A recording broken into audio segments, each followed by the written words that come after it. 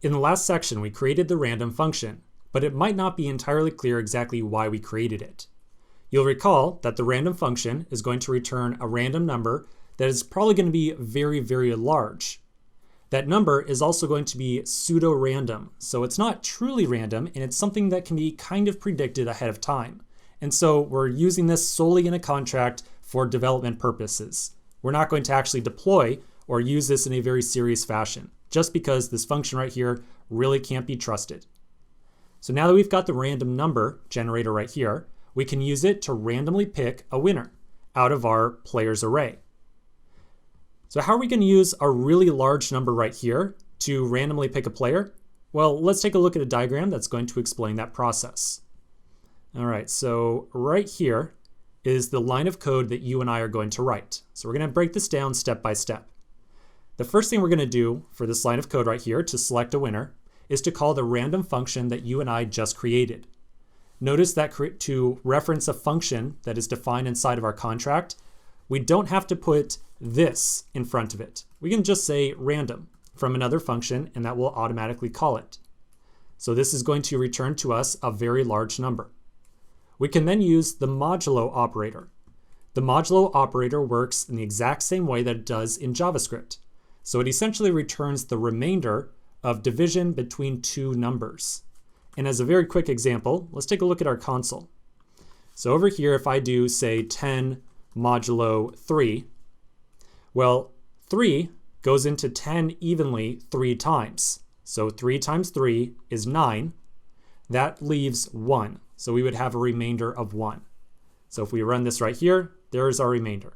So as you will recall, the modulo operator returns to us the remainder of division. We can do very similarly 10 modulo, say, 4. So 4 can go into 10 2 times, and then there's a remainder of 2. So we get 2 like so. We can use this property to get us an index of the winner inside of our players array.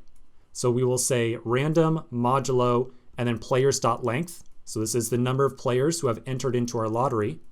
And that will return to us the remainder of division between random and the players.length.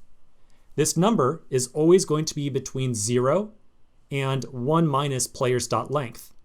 So we can use that number as the index of the winner inside of our players array. That's a little bit confusing. So let's just take a quick look at exactly how this would work inside the console one more time.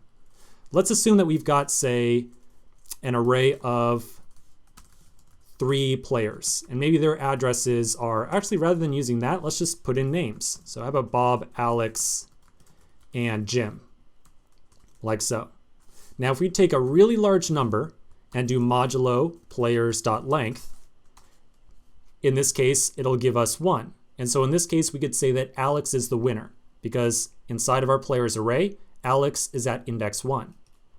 If we use a completely different really large number, we now get, say, 2. So in this case, we would say Jim is the winner because he's at index 2. And then if we do one more time, okay, well, 2, you get the idea though. Eventually, if we changed it to another number, eventually Bob would come up as index 0. So that's how we're going to use this really large random number generator to somehow select a winner. Now that that is a little bit more clear, let's start working on our pick winner function inside of the Remix tool. All right, so over here, I'm going to add on a new function called pick winner. I'm going to mark this function as public, like so. And then inside of here, let's first create a local variable just for a second to store the index of the winner inside of our players array.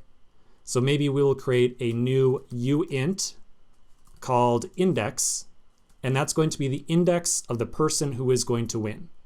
So we'll say random modulo and then players.length. So now if we have 3 players, index will be either 0, 1, or 2.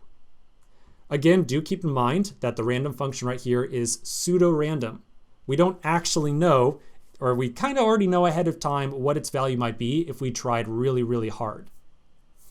Okay, so now that we've got this index, let's take a pause right here. And in the next video, we'll talk about how we can use this index to send the winner some money. So we'll pick up in the next video.